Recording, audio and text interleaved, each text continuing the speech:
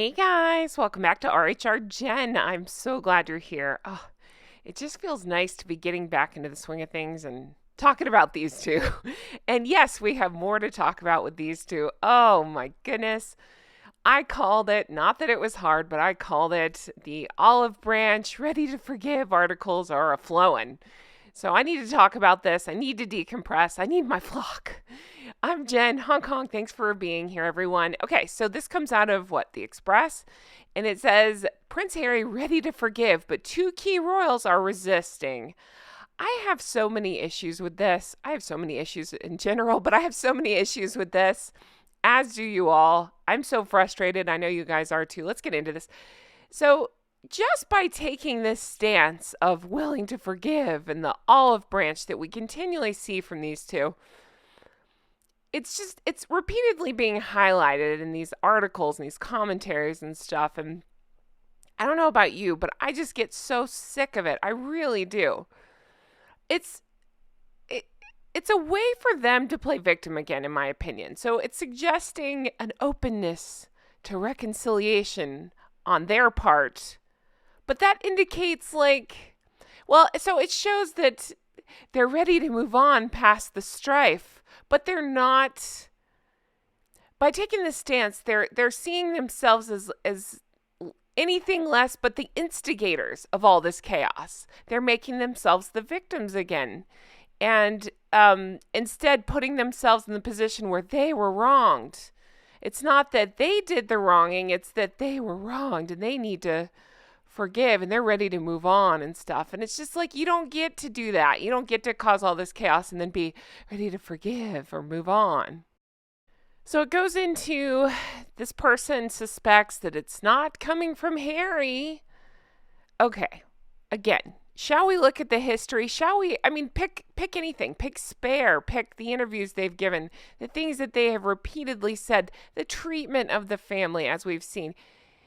And is anybody surprised that the family wouldn't be ready to move on? I don't even think it's as complicated as that. I think they have moved on, and that's the problem. Meaning, not for us, but for Harry and Meghan, is that they've, what's that? No complain, no explain. So they've carried on with their royal duties and everything that's, that they're working toward, and they're just ignoring Harry and Meghan. But Harry and Meghan continue to go after them and bash them any way they can, especially in regard to Catherine, in my opinion. So is it any shocker? So the article is claiming this William and Charles, spoiler alert, that are not ready to move on. Is it any shocker?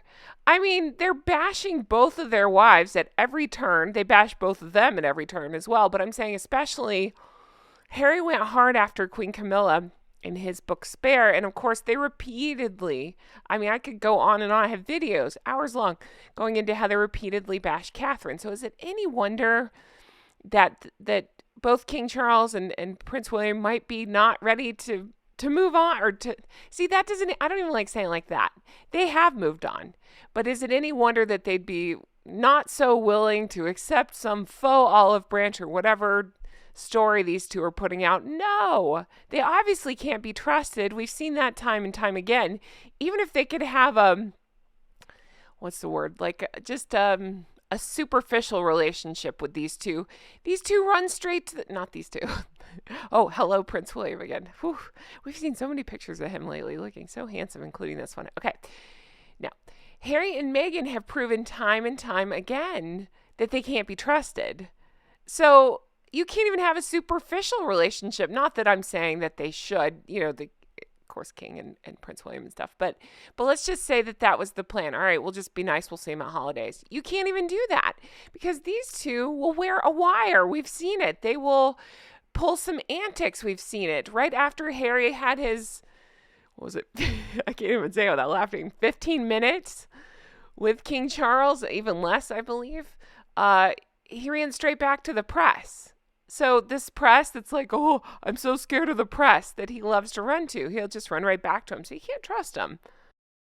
I mean, when I really think about, again, especially I'm going to go for William here, Prince William, and all he's been through with his beautiful Catherine and his family, and the way that they have been targeted by those two, and their followers, which, by the way, on a live stream, I coined this. Hold on, I'm stalling to find it. Here we go. Meghan's Mediocre Mafia. That's what I coined the sugars yesterday, the lemon rats, or whatever day. So go with that. Meghan's Mediocre Mafia. You heard it here first. Don't let anybody else steal it from me. Hong Kong. Anyway, so the Mediocre Mafia go after them repeatedly, and Harry and Meghan do nothing to stop it, and yet they're over and over playing victim. It's like I talk about this stuff every day, but sometimes I hear myself repeating this stuff back, and I just shake my head and say, what? Who do they think they are? I've just never seen such an inflated sense of self. And by that, I mean, well, both of them. I was going to say Meghan, but honestly, both of them. It's wild to see. It's wild how, again, in my opinion, she has such an inflated sense of self. I don't know what, I think he does too. And he's so spoiled to my Harry and angry. And whatever she wants to get mad at, he gets riled up on her behalf, probably to win some brownie points or some attention or some whatever else. Which, by the way, I got the funniest comment. Oh, I wish I had. Let me see if I wrote down your name. Kate. Kate said the funniest thing to me.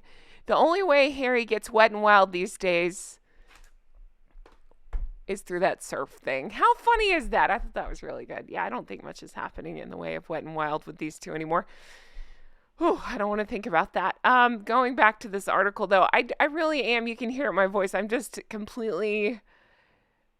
It's not even that I'm outraged or surprised anymore. I'm just sickened by all of it. It's continued public criticisms of the family, the way he is with the media, his unbelievable hypocrisy, his expectation of forgiveness from his family without addressing any of the grievances or even acknowledging any of the grievances that would be held toward them, and rightly so held toward them. No, they just want to bypass that and go to an olive branch. I'm sure they do. Everything they do fails. So, of course, they want to go right on to the forgiveness mode. Let's just sweep that all under the rug. We'll forgive you. No, it doesn't work like that. I'm outraged. You know what? It's not just King Charles and Prince William that they need to go through. I'm sorry. They need to apologize to Catherine, Princess of Wales. And they need to apologize to Camilla. And they need to apologize to Her Majesty the late Queen. I understand how I sound. It's too late, but I'm saying they need to apologize for their treatment of Her Majesty the late Queen. But they'll never do it because, again, they're always the victim. They can never see themselves as having done anything wrong. It's ridiculous. This is just complete further hypocrisy from these two. It's just they will never acknowledge the way that they have put on the family tensions, and they take no accountability for any part in the conflict. And it's just, yeah, I know I'm preaching to the choir. I'm just sickened over the whole thing. When I see these articles, I really do get heated because it's ridiculous. I think about everything that they put that family, both families through, talking about his and hers, but in this regard, his family, and then they put out things like this, that they expect an olive branch, or they're ready to move on. Too bad. It doesn't work like that. It's just so crazy. It's just more of their antics. It's more ways to stay relevant. I believe that Harry probably wants to make up with the family.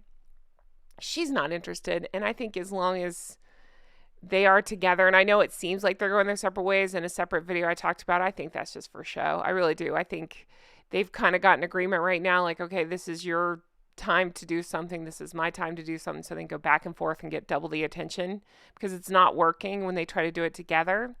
So I think it's something weird like that going on. I think they are definitely headed for a split. I don't think they're there yet. That's just my opinion. I'm just guessing here. But I'm sure Harry does want to make up with the family. But again, he just is such, he's such a prick. And he's such a victim. There's just no way. And I'm sorry, there's just nothing in it for the royal family. Like he's brought this upon himself. So I just don't have any sympathy for him. And definitely never for her.